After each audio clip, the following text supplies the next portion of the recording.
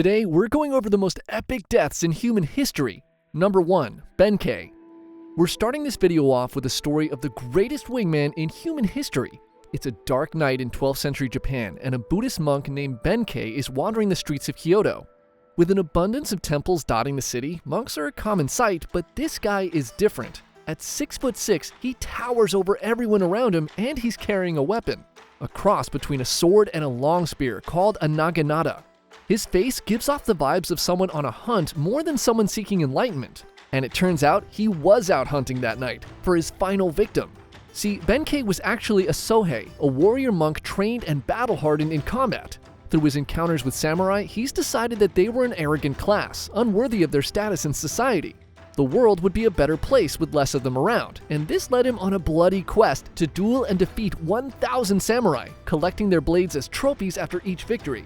At this point, he had collected 999 swords and was out that night looking for his final duel. While walking near Goto Tenjin Shrine, Benkei hears the sound of a flute, and when looking to see who is playing it, he finds a small, thin samurai. Around the man's waist is a beautiful gilded katana, the perfect piece to finalize Benkei's sword collection. He immediately challenges this samurai to a duel. The small man puts away his flute, and surprisingly, he agrees to fight. The two men walk together to Gojo Bridge and draw their weapons. Full of confidence, Benkei rushes in, but despite towering over the samurai, Benkei is swiftly defeated. Instead of taking his life, the samurai just turns and walks away. Benkei is shocked and left in disbelief. In the following days, these unfamiliar feelings turn to anger and frustration. How could he lose to this tiny samurai? He had defeated much larger men in the past. He decides to stalk the grounds of Kiyomizu-dera Temple, waiting for the samurai to appear so he could take his revenge. Eventually, the samurai does show up, and Benkei immediately challenges him to another duel, a fight that Benkei loses again. Humiliated, he bows in defeat and tells this samurai that he'll abandon his life as a monk and instead follow him as one of his retainers. The samurai, who turns out to be Minamoto no Yoshitsune of the legendary Minamoto clan, agrees. Benkei joins him on his adventures, and the two become inseparable. They go on to join Yoshitsune's half-brothers and fight in the Genpei War against the powerful Taira, a clan that had killed Yoshitsune's father when he was just a baby. After 5 years of fighting, the Minamoto clan emerges victorious, and one of Yoshitsune's half-brothers, Yoritomo, becomes shogun. The end of the Genpei War had an unintended consequence. Without a common enemy, jealousy and suspicion soon turn the brothers against each other, and Yoshitsune and Benkei find themselves on the run, being pursued by Yoritomo and his men. They eventually find protection under another clan called the Fujiwara, and the pair spend a few years in relative peace in their domain. This ultimately did not last, as with a lot of pressure and probably a lot of bribes, Yoritomo finally convinces the Fujiwara to turn on his brother. Fujiwara no Hidehira, the man who was once their protector, betrays them, and on June 15, 1189, at the Battle of Koromogawa, Yoshitsune and Benkei find themselves trapped and outnumbered 5-1, with 500 of Fujiwara's men surrounding their castle position. The forces clash, and Yoshitsune's men put up a heroic effort. Benkei in particular is a demon on the battlefield, crushing enemies who are on average more than a foot shorter than him. But despite their best efforts, Yoshitsune's men quickly begin to fall. With just a handful of retainers remaining, Yoshitsune realizes the battle is already lost. He turns to Benkei and tells him he plans to commit seppuku within the castle. He'll need time to prepare, and Benkei understands the assignment. He walks to the bridge that serves as the only entrance to the castle and stands alone against Fujiwara's army. Fujiwara signals a charge, and wave after wave of his men charge Benkei. He cuts them down one after another. No man can make it past him. In some stories, he's said to have single-handedly slain 300 soldiers on that bridge. Benkei stands stoically behind a pile of deceased Fujiwara warriors, beckoning more men to cross. And despite orders to do so, none of the Fujiwara's men answer his call. They all know that stepping on the bridge was a death sentence. Fujiwara, realizing his men are now too afraid to attack Benkei head-on, calls in his archers. They'll take him out from a distance instead. The archers let loose a barrage of arrows that find their mark in Benkei's chest, but nothing happens. Benkei doesn't flinch.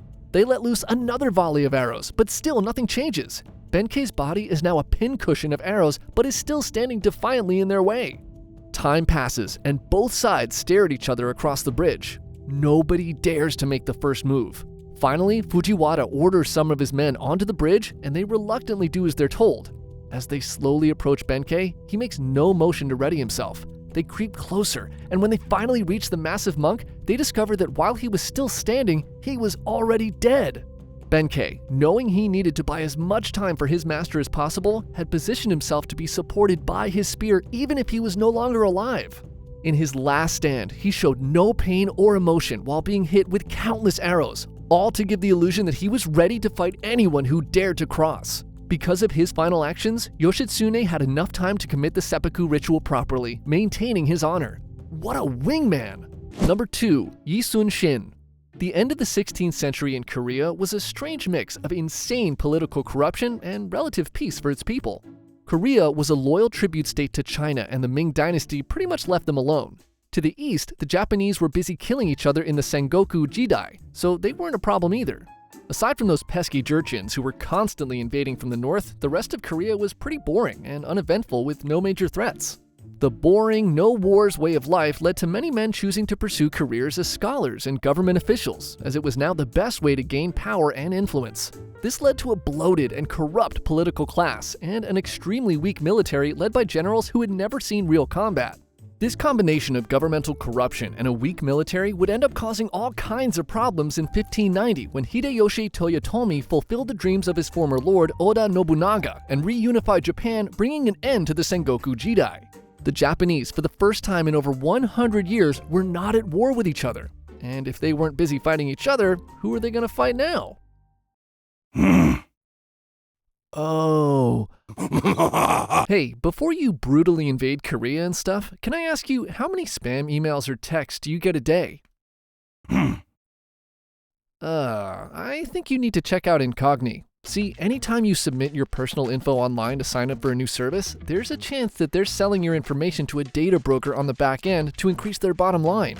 These data brokers then sell your personal info to marketers or even scammers pretending to be marketers so they have a direct way to contact you. Your name, address, phone number, even your social security number is just floating out there online. But luckily, there's a way to fight back against these baka data dealers because they're required by law to delete your info if you ask them to.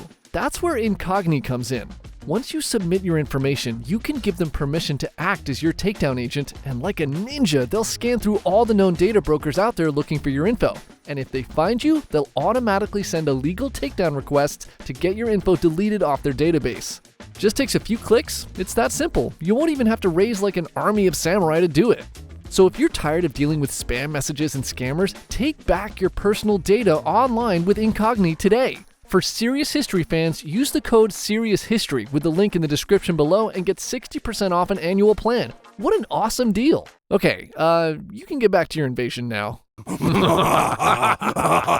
Toyotomi begins sending messengers to Korea, saying that he was planning to conquer China and that he expects the Koreans to help him or else. Now remember, Korea was basically like the Puerto Rico of China in this era, so they couldn't really help Japan conquer it. Not like they wanted to anyway. They thought the Japanese were primitive barbarians. Plus, those idiots don't even know how to sail anyway, right? Ha. Oh. In 1592, hundreds of Japanese ships are spotted off the coast of Busan. This is no trading expedition, this is an invasion.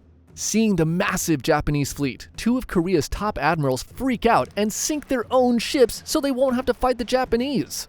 And just like that, half of Korea's naval fleet is gone. The Japanese soldiers land in Busan unopposed and immediately begin conquering forts and cities on their march to Seoul. The Korean military is no match for Toyotomi's men, who are all veterans of a 100-year war. Korean casualties are huge. The Japanese are ruthless and leave few survivors. Within 3 weeks, they've marched to and conquered Seoul. A few weeks later, they take Pyongyang and are at China's doorstep. The fall of Korea seems inevitable. But when all hope seemed lost, a man determined to defend his homeland and drive out these barbarian invaders rose to the occasion. A man who quite possibly was the greatest admiral to ever live. His name was Yisun Shin. So Yisun Shin's story is pretty interesting because unlike most heroes, he wasn't necessarily liked by the elites at the time. In fact, they kind of hated him, but for all the wrong reasons. Basically, early in his military career, he was so good at inspiring his men and leading them to victory that he made everyone around him look bad by comparison. Remember, corruption was a big problem during this time. So out of jealousy, a general falsely accuses Yi of deserting the army in battle, and the king believes it. he strips Yi of his rank, has him thrown in prison and tortured. This experience would probably make most men quit the military altogether, but Yi was eventually released, and he managed to climb his way back through the ranks to commanding a small fleet of ships by the start of the Japanese invasion. Now, despite the fact the Koreans were absolute trash at fighting at the start of this war, they did have one huge advantage over the Japanese. They'd been dealing with Woko pirates along the coast for years, and because of this, they had developed ships called Panoksun, and later the turtle ship that were specifically designed to combat Japanese naval tactics. See, the Japanese weren't used to fighting at sea, so they basically stuck to what they were good at, close-range combat. Their strategy consisted of shooting at people with their rifles and boarding other ships, and engaging them with swords and spears. Their ships were more like transport vessels rather than battleships. The Panoksun, on the other hand, was a floating fortress armed with cannons and was built in a way that made boardings impossible. These ships were a huge reason why Admiral Yi was able to have so much of his success, and are basically the only advantage the Koreans have. And they already sank over half of them themselves. Anyways, Admiral Yi was not a coward like the other two admirals, and instead of sinking his ships, he rushed his fleet of 34 ships headfirst towards the Japanese and began attacking them along the coast. His capabilities as a naval commander are obvious right from the start. In just a few weeks, using tactics to bait the Japanese to sail into vulnerable positions, he single-handedly sinks over 200 Japanese ships with no losses of his own. In battle after battle, he is vastly outnumbered, yet sails away victorious every single time. Yi is the sparkling piece of glitter embedded in the turd that is the Korean military, and by the end of the year, he had sunk 350 Japanese ships. Yi's efforts, along with the help of Chinese reinforcements, allowed the Koreans to drive the Japanese soldiers all the way back to Busan, and by the end of the year, the war entered somewhat of a stalemate, with the Chinese and Japanese trying to negotiate a peace deal. So things are going pretty good for Yi, but remember the two admirals who sunk their own ships at the beginning of the war? Well, one of them, named Won Gyeon, is insanely jealous of Yi's success. So jealous, he starts talking shit about Yi to the king every day. And when peace talks with China fail and Toyotomi begins a second invasion of Korea in 1597, Gyeon and other government officials frame Admiral Yi as a traitor, and the king agrees.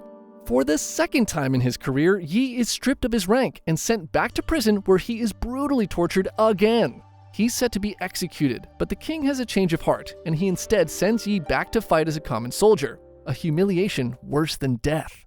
With Yi out of the picture, Won Gyeon is put in charge of the Korean fleet, and as you may have guessed by now, he was pretty terrible at his job. He drank heavily, made poor decisions, and disrespected his men. Many of Yi's commanders refused to fight under such a downgrade, and what made things even worse for Gyeon was that during the stalemate, the Japanese who had watched Admiral Yi wreck their over and over again had actually learned how to fight at sea.